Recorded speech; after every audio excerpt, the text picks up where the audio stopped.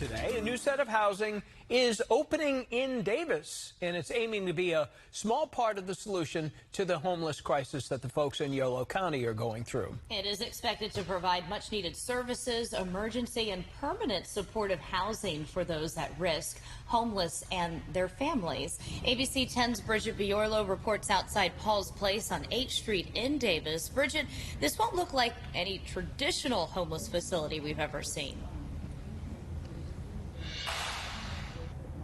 No, it's intended to feel a lot more like a home and giving people that sense of community. Not only will dozens of people call this place home, but hundreds more will be able to access critical services, things like drug and mental health treatment. And by the look of this large crowd here in Davis, a lot of people who live here are excited to have it as part of their community. An exciting big step in the right direction. A new facility to help solve California's homeless crisis, taking 28 people in Davis off the streets and into housing. It's an idea inspired by a prisoner of war in World War II who, like many others experiencing homelessness, fell on hard times and for a moment lost hope. You know, I have a family background where my dad was a POW from World War II who had mental health issues and drug and alcohol issues. And he got to a point where something happened in his life that he was able to change all that. And I've always looked at it that somehow we owe it to everybody in the community to work with them to help them find some safety and stability and some happiness. Organizers here at Paul's Place hope to instill some hope for those without other housing options, offering both transitional and permanent supportive living. Here in Yolo County, 746 people are considered homeless according to the latest point-in-time count. And now, many of them will be able to come here to 8th Street for support and resources like drug and mental health treatment.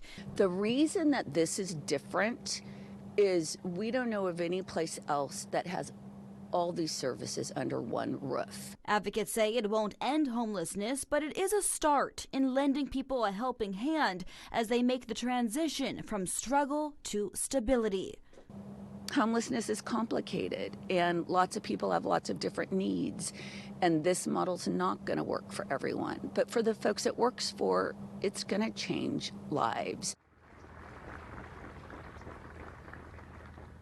So this building you see behind me cost around $6 million to build, and the vast majority of that was raised right here in the Davis community, a real grassroots effort. The rest funded nationally from the American Rescue Plan following the pandemic. And right now we have the debut, the opening day. You see hundreds of people, residents in the Davis community celebrating the big occasion, but I'm told the site won't be fully up and running for a couple more months. We're told the first round of residents won't move in until this coming April. Walt and Conchetta. Well, Bridget, you can see it's very welcome, that facility there. People in the background very excited with their applause, even though it's still months in the making. Thank you. Also happening